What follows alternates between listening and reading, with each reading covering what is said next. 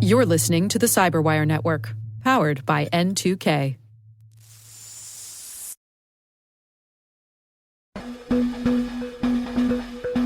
Hi there. Sam Eisenberg from N2K here, inviting you to join me for a brand new monthly segment that you can find right here in the Cyberwire Daily called Learning Layer. Cybersecurity is a constantly changing field, and you need to evolve with it. That means you'll need to acquire new skills and new knowledge. Join me as we learn how to learn in the cybersecurity space. On Learning Layer, we'll be chatting about everything from how to improve technical skills to certification exam prep to brain science. Happy learning. I'll see you in the layer.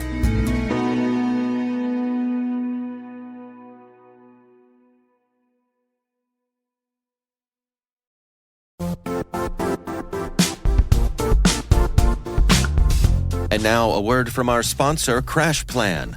The tried and true method for making sure you're covered is to always have a backup plan. CrashPlan takes data preservation seriously. They provide data resiliency by automatically backing up endpoint files to the cloud every 15 minutes with 256-bit AES encryption in transit and at rest. CrashPlan helps you tackle data challenges like ransomware, breaches, migrations, and legal holds.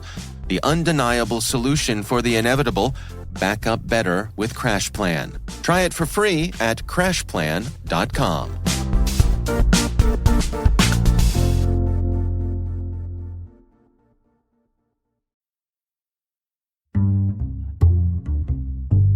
My name is Luke Vander Linden, and I am the Vice President of Membership and Marketing for the Retail and Hospitality ISAC and host of the RH ISAC podcast here on the Cyberwire Network.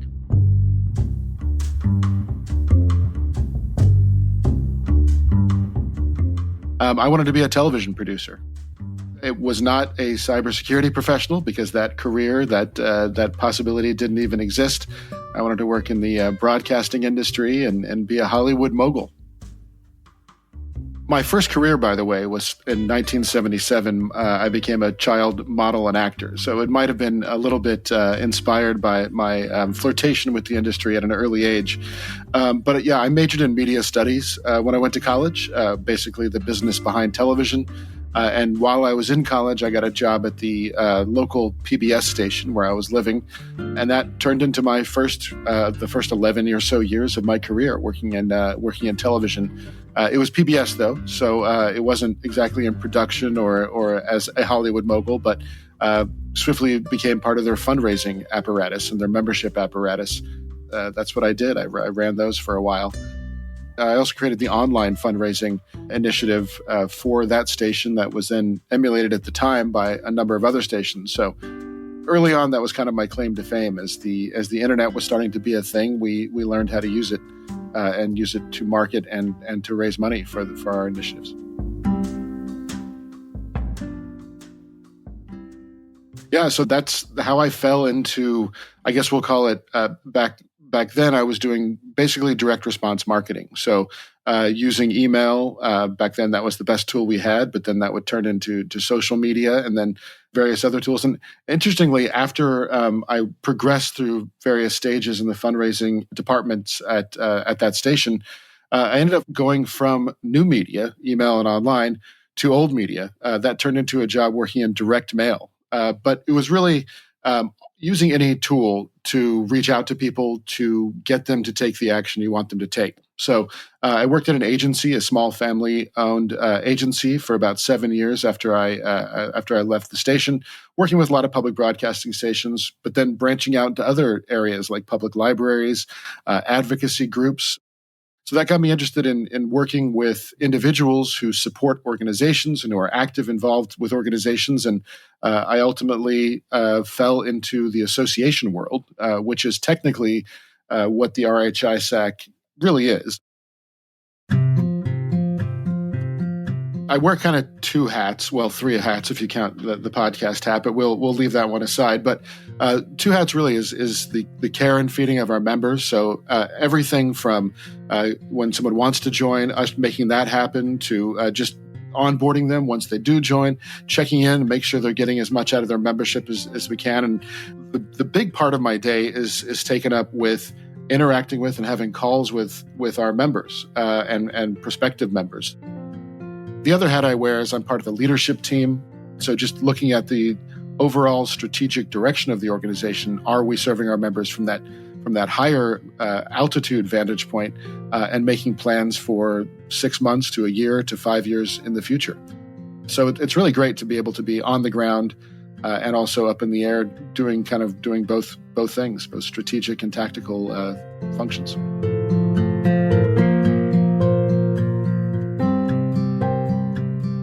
I'm kind of proud of the way I work with. I have a great team of 4 direct reports. They're amazing. I think for us internally, it's important, and I think the other members of the leadership team feel this way, to have a fair amount of transparency. We work with people who secrecy and non-disclosure and keeping things kind of quiet is a key part of the job. But we also run a sharing community. And so just as we want our members to be feel free to share with each other on our sharing platforms, we want our staff to be open with each other. We're also entirely remote. So for us to create that corporate culture when you're not running into people at the water cooler or smelling someone's fish leftovers that they're heating up in the microwave from the day before, or having that office space type cubicle culture is important too. And I think we've done a great job building a transparent and great corporate culture, even though we're flung all over the country.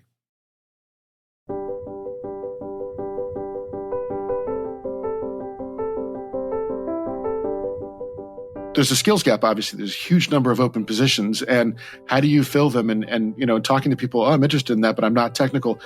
It's absolutely true. As long as you have a willingness to learn, an interest, a passion about this topic, you can learn the skills. And not all roles are technical. I've picked up a lot. It's great if you come with, and in my opinion, this is key, a good level of security awareness. But again, you don't have to be technical. You can go in and have a passion for it, have a passion for learning, and you can learn the technical skills if those are required for the job. When I worked for that small family-owned business, the president and founder of the company once said to me, an expert is someone who's done something once. So every experience that you have is so valuable, even if you fail, because you can learn something from it. This is only the 3rd job where I've had direct reports. But I love managing people, just as one example. But I've learned from the mistakes that I've made and from the way I've interacted with direct reports in the past. And so I think I'm good at it now.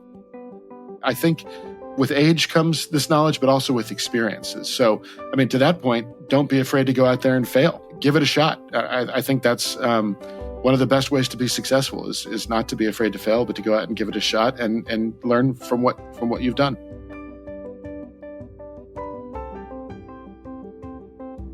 If you think about the largest retailers who are our members and the number of consumers that they're able to protect because of their membership with us, it's an organization that no one's heard of. They don't need to hear about us.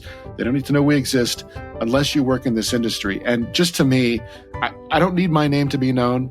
And just but the sheer impact this organization has is so great that to me, that's just a great legacy to have.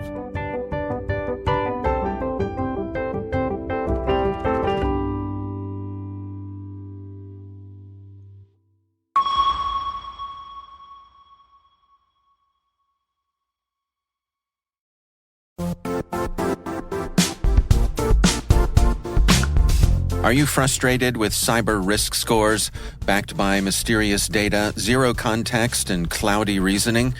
Typical cyber ratings are ineffective, and the true risk story is begging to be told. It's time to cut the BS. Black Kite believes in seeing the full picture with more than a score, one where companies have complete clarity in their third-party cyber risk using reliable, quantitative data. Make better decisions. Reduce your uncertainty. Trust Black Kite.